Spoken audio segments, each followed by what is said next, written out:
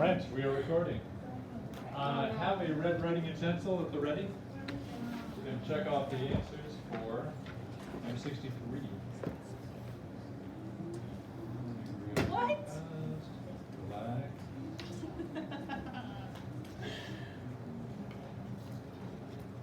Hang on a second. Hang on. Yeah, question.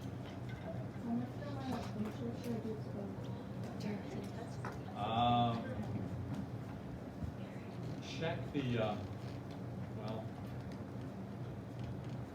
get him done, bring him in, and we'll talk. Okay? Number one. What's that? Yeah. Okay, 5 parentheses, x squared plus 4x plus negative 5. That's it. Let me grab my copy. Oh, yeah. I left my copies and number 2. She's like Amy. 2 parentheses, x plus 2 and 8x plus 7.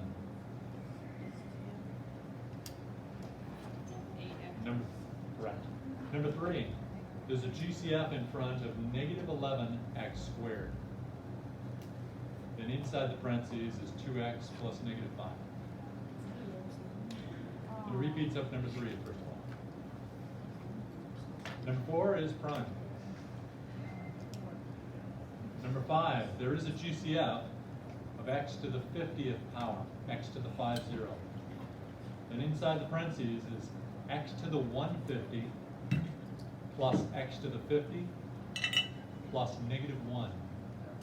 Plus negative 1. Make sure there's plus negative 1 there. Number 6, there are 2 options I'll accept.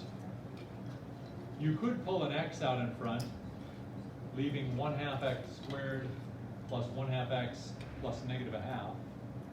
Or if you're totally sneaky, you could pull 1/2 x out in front and get x squared plus x plus negative 1. Either one of those I'll accept. Can you repeat the first one? Yeah. First one could have been x, parentheses, 1/2 x squared plus 1/2 x plus negative 1/2. The other version is 1/2 x, parentheses, x squared plus x plus negative 1. Whichever one you like better. Rosie. Can you repeat 3, yeah. Negative 11x squared, and then parentheses 2x plus negative 5. Any other repeats of number 6? Okay. 5, x to the 50th in front, and parentheses x to the 150 plus x to the 50 plus negative 1. Number 7, 2 parentheses, x plus 4, x plus 3. Number 8 is prime. Next page. Number 9. 3 terms, x squared plus 10x plus 24. Yeah, it's good to FOIL those. Number 10. X squared plus negative 1x plus negative 2. If anybody did x squared minus x minus 2, that's fine. Yeah, x squared plus negative 1x plus negative 2. That was from number 10. Number 11. X squared plus 20x plus 100. Number 12. X squared plus negative 1x plus negative 20.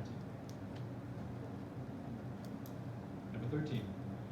X squared plus negative 10x plus 21. 14. 2 terms, x squared minus 49, or plus negative 49. It repeats up number 14. Well, I have a question. Okay. Is it fine, for example, 14, is it fine if you did x squared plus 0x plus negative 9? It is, that's fine. Yeah. Can you repeat number 9? Number 9, yeah. X squared plus 10x plus 24. Any other repeats of number 14? should probably move myself on the screen here. People listening at home, hi, I actually do exist. It's not a disembodied voice. Number 15, x squared plus 6x plus 5. Number 16, x squared plus 13x plus 40. Number 17, x squared plus negative 4x plus 3. Number 18, x squared plus negative 20x plus 100. Number 19, x squared plus 3x plus negative 18. X squared plus 3x plus negative 18. And number 20 is two terms, x squared plus negative 81. And it repeats up to number 20. Yeah. If we look at the 20, we get x squared plus 0x. Plus 0x? Yes, it is. X squared plus 0x plus negative 81 is fine. Any other repeats? Yeah. Can you do x squared minus a1? Yes, I'll accept that too. Any other repeats up to number 20? All right, next page, number 21. It breaks into two parentheses, x plus 1, x plus 2. You could also have x plus 2, x plus 1. That'd be fine. So in any of these, if there are two parentheses or three parentheses, you can always rearrange the order of the parentheses, that's fine. Number 22, two parentheses, x plus 1, x plus 8. Number 23, I'll accept two answers here. X plus 10, x plus 10.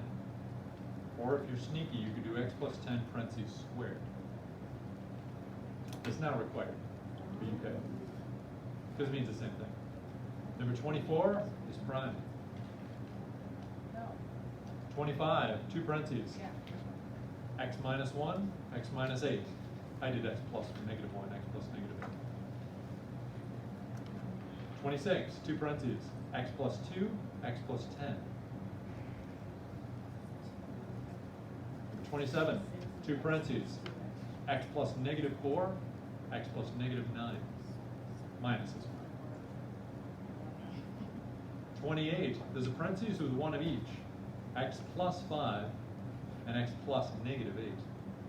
Make sure the 8 is the one that's negative. If the 5 is negative, that's not right. 29, I'll accept two possible answers. X plus 3, x plus 3, or you could have done x plus 3 parentheses squared. Number 30, x plus 4, x plus negative 4. Number 31, two possible answers. X plus 11, x plus 11, or x plus 11 parentheses squared. 32, two parentheses, x plus 7, x plus negative 3. The 3 has to be the one that's negative. Number 33 is prime. 34, x plus 10, x plus 1. 35 is prime. And 36, two possible answers. X plus 2, x plus 2, or x plus 2 parentheses squared. There were a few people who got the extra credit. Some people, a lot of people got really, really close. Here's what they started with. It was 3x squared plus 24x plus 21. People who caught the GCF, bravo. It would be x squared plus 8x plus 7. Ignore the 3 for a second and look at the parentheses. That factors again by unfoil. What two numbers add up to 8 and multiply to 7? So, 7. Yeah. 3 parentheses x plus 7, parentheses x plus 1. That's your final answer. In other words, it factors twice in a row. First with GCF, and then the remaining stuff factors again by unfoil. That will happen a lot in this chapter. Questions? All right, questions about homework? Anyone you want to see dissected? Go. Oh, sorry. Go. Can you do number 8? Number 8. So let me pull up and see what that is. Whoa, wrong page. Oh, gosh. Got it. Okay, number 8. Where is it? Got it. Okay. Number 8 looks like this. 3x squared plus 5x plus 4x plus 8. Quick question. Can I put that on? Yeah, it's cool. If it's full, let me know.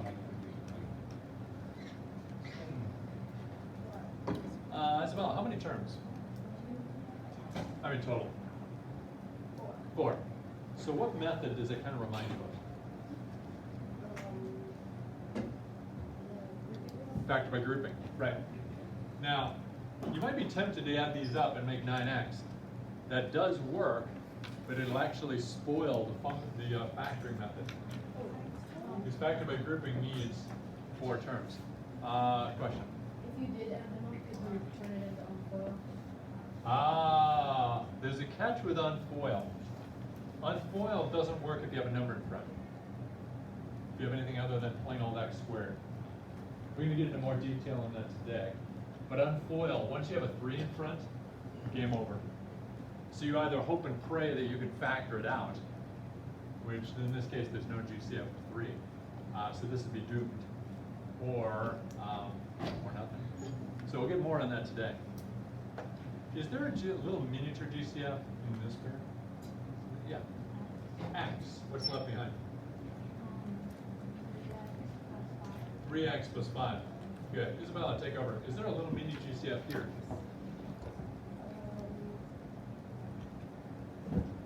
What do these have in common? Definitely 2. This one a little bigger. 4. What's left behind if you pull that out, dividing?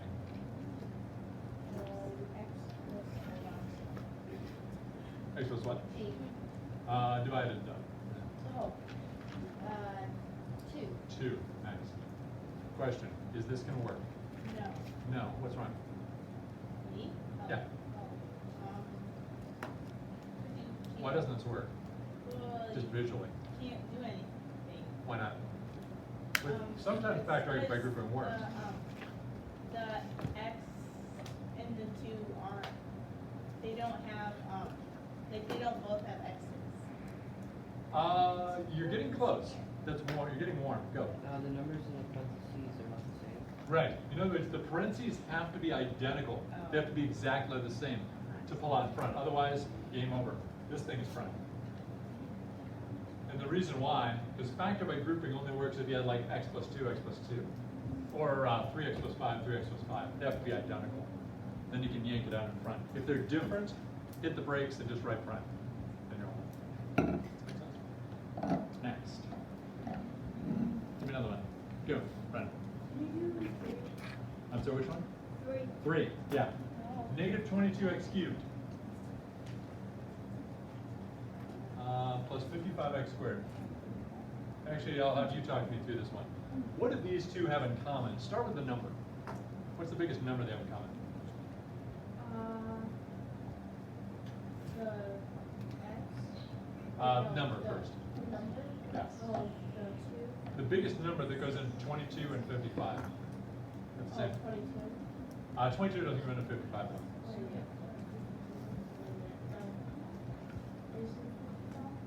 No, 55 is way too big for 22. Go. Oh, 11. 11. Now there's a catch. Take over again. What happens if it starts negative? It keeps being negative. Right. In other words, you pull out a what?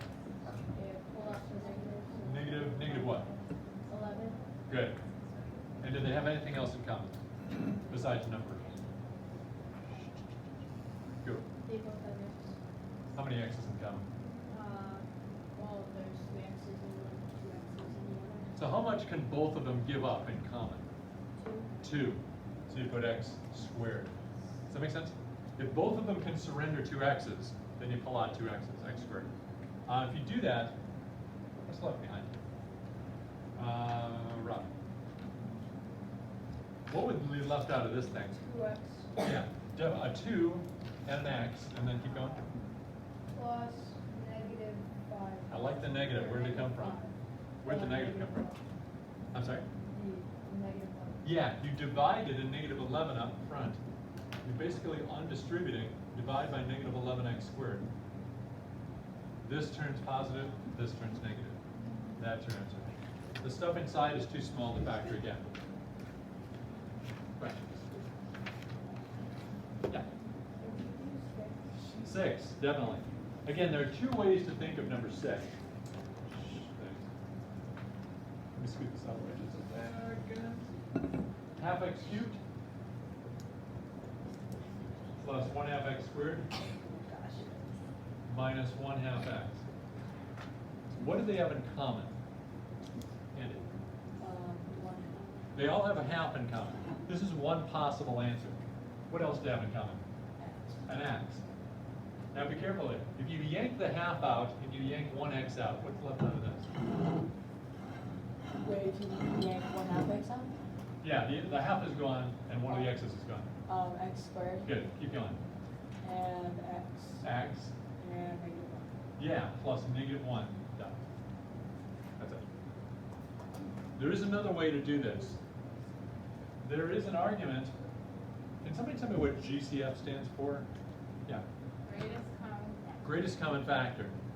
Maria, quick question. What's bigger, 1/2 x or 1x? Usually 1x. So there's an argument saying pulling a fraction out makes it look very nice.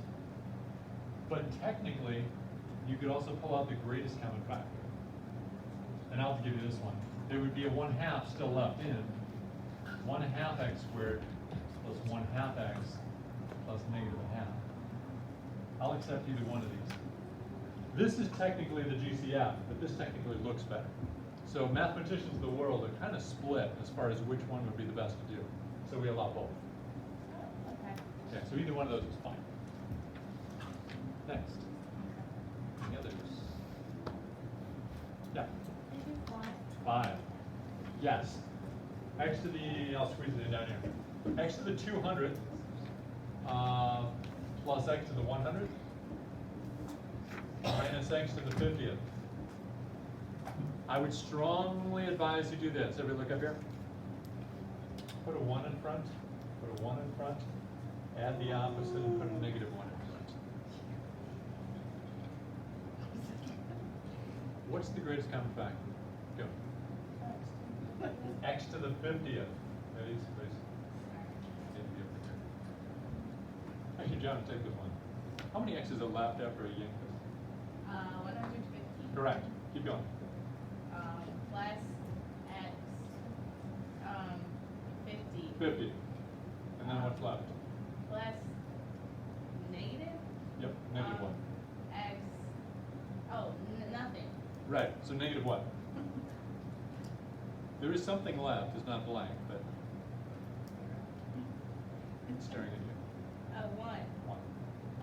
There's still a 1 in front, a 1 in front, and a 1 in front. The x's got yanked, but the numbers did not. So you'll never divide something out and make it something blank. You'll always have something left over, even if it's only a 1. Number, 5. Any other ones? Time for one more for fast.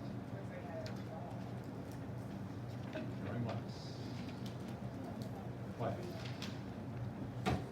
Got it. Take out your notes, please.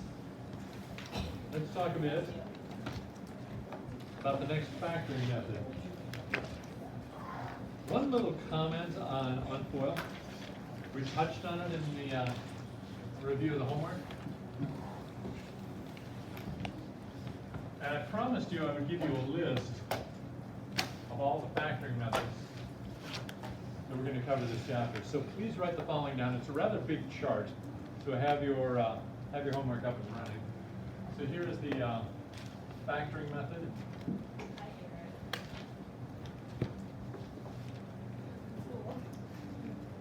That would be one column.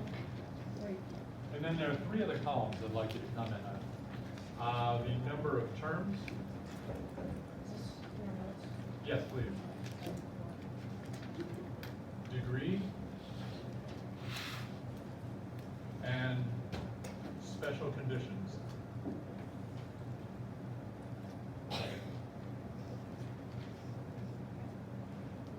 4 columns total. The name of the factoring method, then the number of terms, the degree, which I'll talk about in a second, and any special conditions.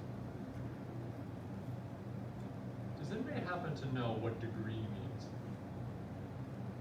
In geometry, in science, and in algebra, they mean 3 different things. Isn't it like the greatest exponent? Correct. The degree is the highest power, the highest exponent. I will put in parentheses the highest exponent on a variable. Let me give you an example to show you what I mean. It's very easy to do. Bless you. Quick example. If I gave you x to the third plus x squared plus 20, and I asked, what is the degree of this problem? Somebody tell me? Yeah. 3. It's 3. Degree is equal to 3. How do you get that? Yeah. It's the highest exponent. It's the highest exponent in the whole problem. That's called the degree. Let me get another one. Let me scramble it up a little bit. 1000x plus 1/2 x squared minus 6. Somebody tell me the degree. Go. It's 2. Yeah. A lot of people get to see that, or is it 1000? That's not an exponent. So the degree is 2. One more, just to make sure everybody is on the right page. 2 to the 10th x squared plus 3 x to the 9th plus 4. Can somebody tell me what the degree is there? Isabel. It's, say again? 10. Close. Very close. Rosie. 9. 9. Why do you say that? Because it's the highest exponent on a variable. On a variable. Yeah. The reason we do it on a variable and not on a variable is because 2 to the 10th you can actually plug into a calculator and get, I looked this up earlier, 1024. And then just the exponent is going away. You can't do that with x, you're just stuck. Did I tell you the story about the powers of 2? No. Okay, real quick story. This is it's a true story. It's actually kind of a sad, not sad as in crying, but sad as in pathetic story. I was in geometry, and we're videotaping this, aren't we? Yeah. Yeah. Okay, I'm going to be guarded here. Well, he's probably not going to see it. But the geometry teacher wasn't the absolute best geometry teacher in the world. He is, God bless him, but he was a very good softball coach, and he was a pretty good basketball coach.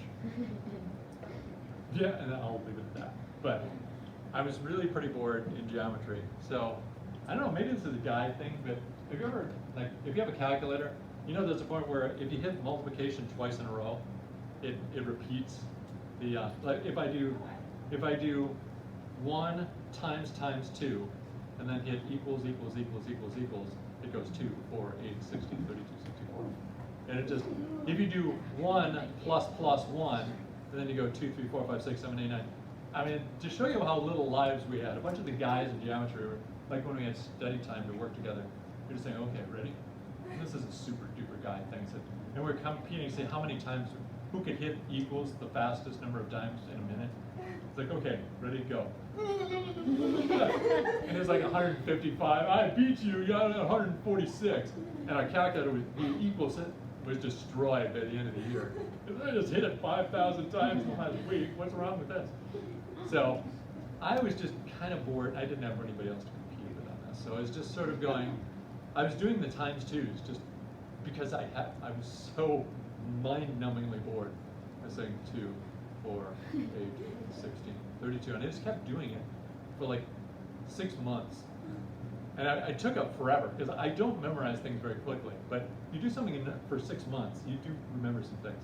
I do remember 1, 2, 4, 8, 16, 32, 64, 128, 256, 512, 1,024, 2,048, 4,096, 8,192, 16,384, 32,768, 65,536, 131,072, 262,144, 524,288, 1,048,576. That's where I lose it, because that's the 20th, 2 to the 20th power. And then, but I did memorize the 2 to the 25th power. It's 3355442, just because I thought that was such a cool number. Anyway, how did I get that? I had no life. That's how you get it. So I'm memorizing digit to pi. Why? No life. It's very, it explains a lot. So in case I pull, the reason I told you that is in case I pulled 2 to the 10th power is 1024. That's not because I'm a super genius. It's just because sometime during 10th grade, I know it was 11th grade, I had absolutely nothing to do. And I was just, oh yeah, that was the 10th thing that came up and I just memorized that. So yeah. If you add x plus x, is the degree 1? Oh, interesting. Would x plus x be a degree of 1? Yes, it would. Because it'd be 1 and 1. Now, if you had x times x, guess what the degree would be? Because what's that really? That's x squared. The degree is 2. Very good. Yeah. Yeah, straight up. Make sense? That was a 5-minute story for almost nothing. It's just explaining things.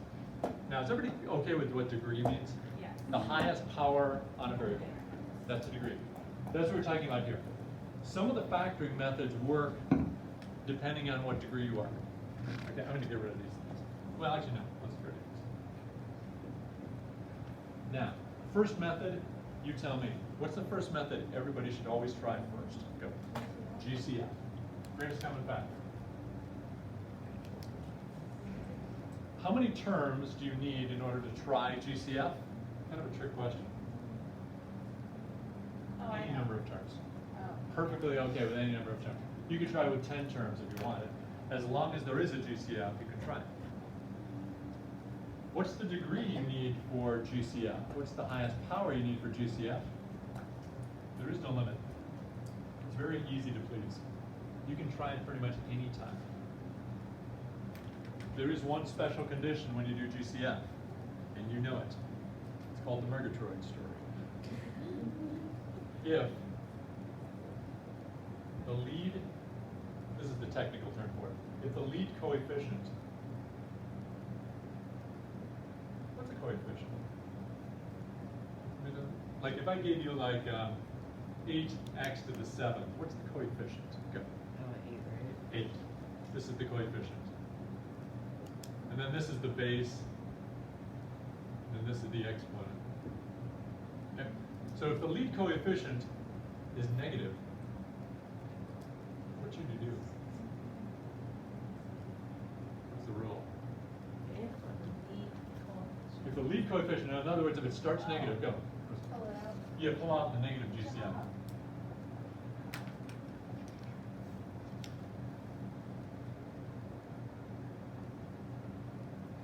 Yeah, if the lead coefficient is negative, then you pull out the negative version of the GCF.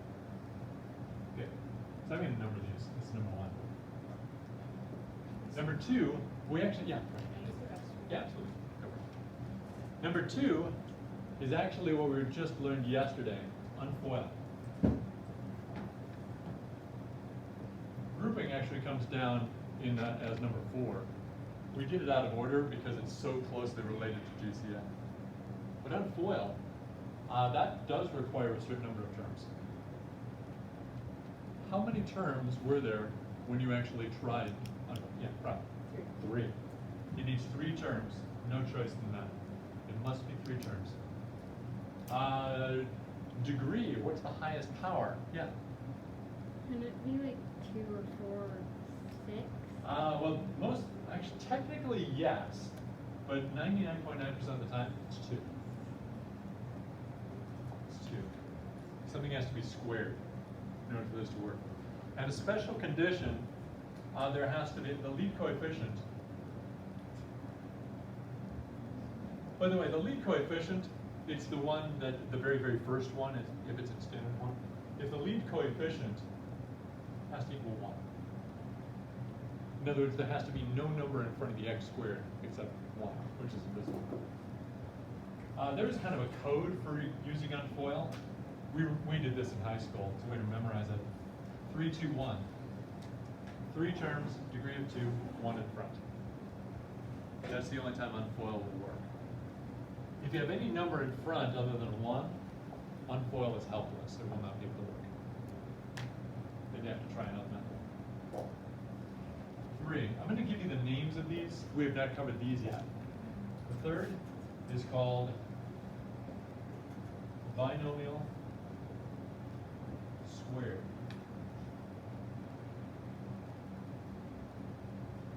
Binomial squared. We're actually going to cover that today. What is a binomial? Remember from a couple of, yeah. What does bi mean? 2.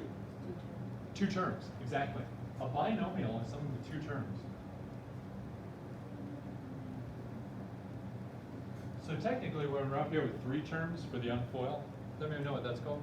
A binomial is 2 terms. You want to take a wild guess? Trinomial. Trinomial is 3 terms. So trinomial, a binomial squared, I mean, it kind of looks like, I'll tell you that later. But 5, 10 minutes later. The number of terms is 3. The degree is 2. Special conditions. This I'm going to have you memorize. This is the 3-step pattern. Square the first. This should sound mysterious because I haven't told you what it means yet. Square the first. Double the product.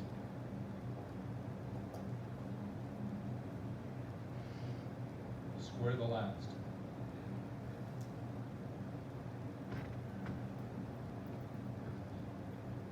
Square the first, double the product, square the last. Didn't we go over this a little bit? Did we? Yeah. Oh, that would be awesome. Did I completely do an amnesia moment on that? Yep. Oh, that would be turbo. Whoa. Oh, that just, Wait, what happened? we just, no. We thought we didn't do I that. completely forgot that we covered this to some extent, a little extent. Oh, I'm excited. That was yet, did I test you on that? Yeah.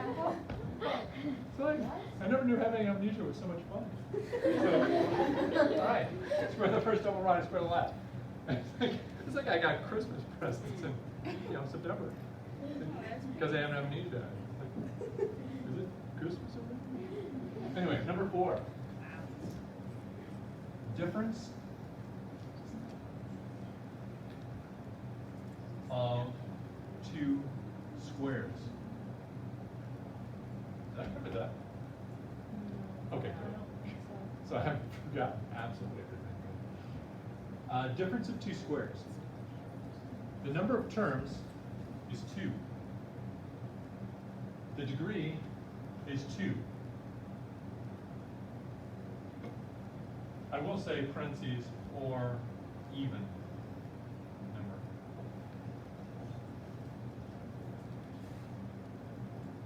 And then the special condition are it has to look like something squared minus something squared.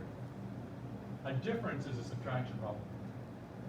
So a difference of 2 squares, the name means a square minus a square. If it looks like a square minus a square, this factoring method will work, guaranteed. Number 5, this is when we actually get to something we know. Grouping. How many terms? Anybody? Go. 4. I will say 4, parentheses, or even. What degree? Can be pretty much anything. And then the special conditions are the parentheses must be identical. When you start doing grouping, the parentheses have to be identical for it to work. Does that make sense? Scoot this over. The 6th, which we're going to cover next, mid through mid next week, end of next week, it has the strangest name. Magic pair.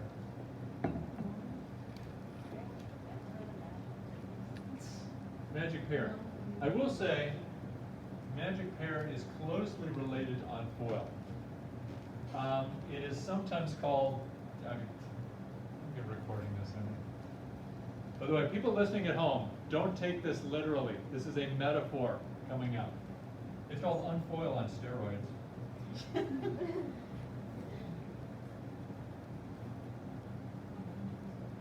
So in other words, everything that unfoil cannot handle, magic pair can. Magic pair is like the bazooka of the factoring world. It can handle pretty much anything that has the right form. Anything with 3 terms, degree of 2, and special conditions, none. So the code we use for memorizing magic pair is sometimes 3, 2, any. 3 terms, degree of 2, and anything in front. Isabel, question? Yeah, straight up. And then number 7, the last factoring method we're going to cover. There are other factoring methods, by the way. These are the 7 basic factoring. By basic, I do not mean easy, necessarily. Some of them can be pretty brain busting, but it means that they're the basis for everything else that comes later. There are more advanced factoring methods. This is called substitution.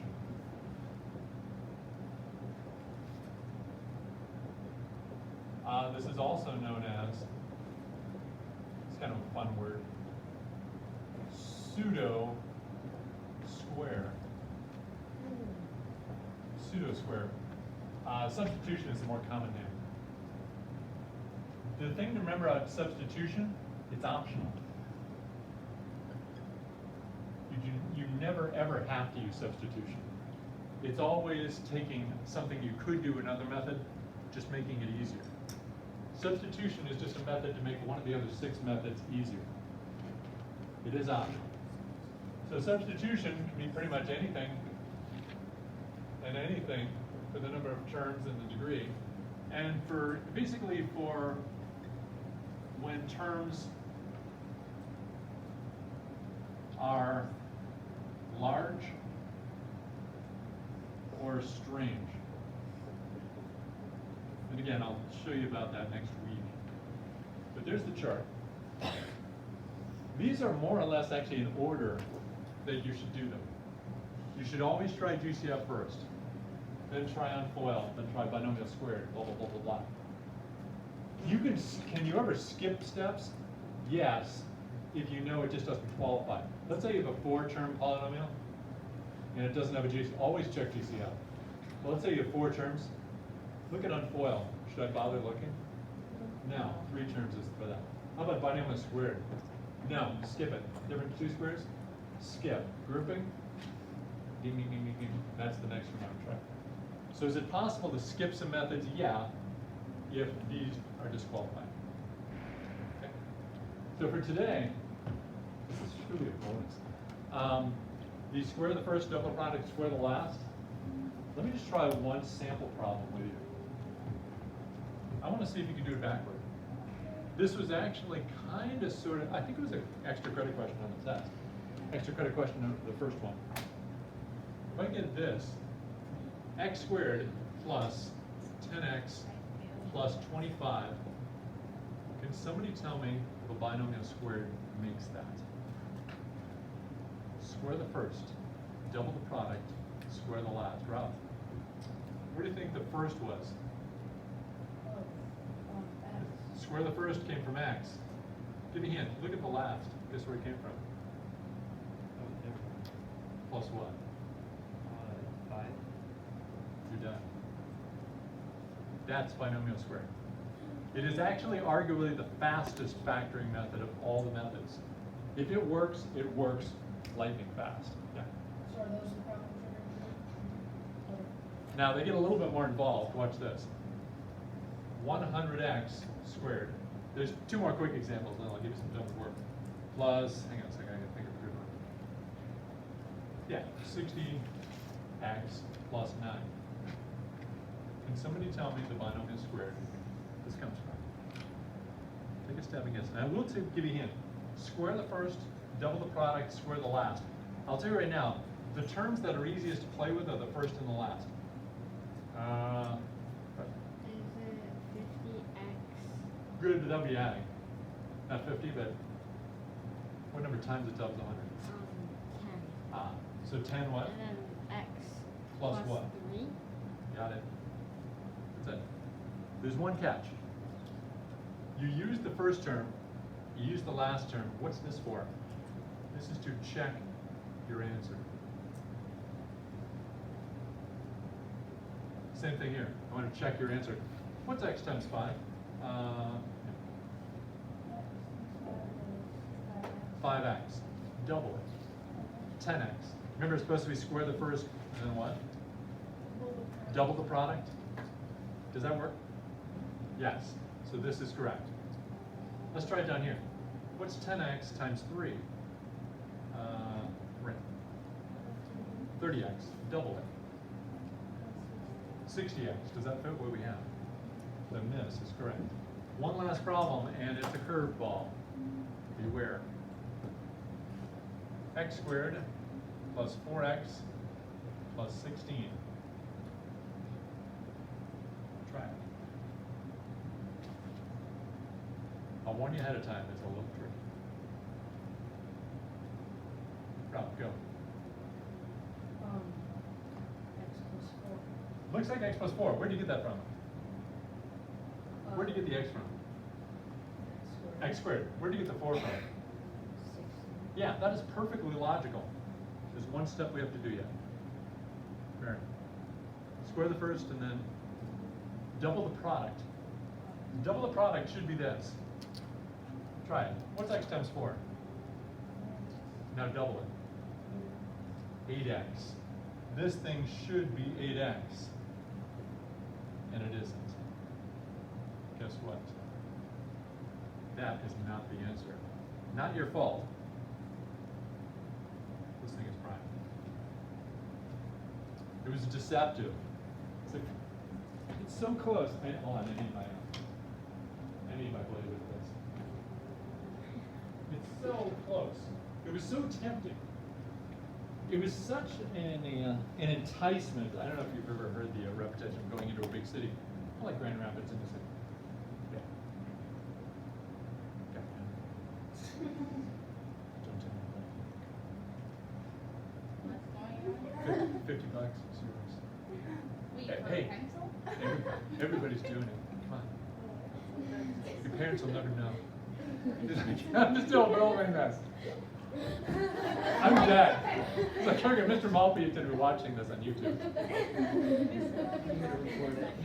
Note to self: fire Mr. Coughlin on Monday. So what I meant, this is deceiving you into thinking, come on, I'm a binomial squared. See, I got my badge and everything. I'm a real binomial squared, and then it pounces on. It's not a binomial squared. It's trying to fake you out. So you have to double check the double product. Double check the double product. If it doesn't work, then the answer is not right. Then it's probably prime. Does that make sense? All right. Let me hand these things out. This I am splitting in 2 parts. You're not doing the whole thing for Monday. You're doing part of it.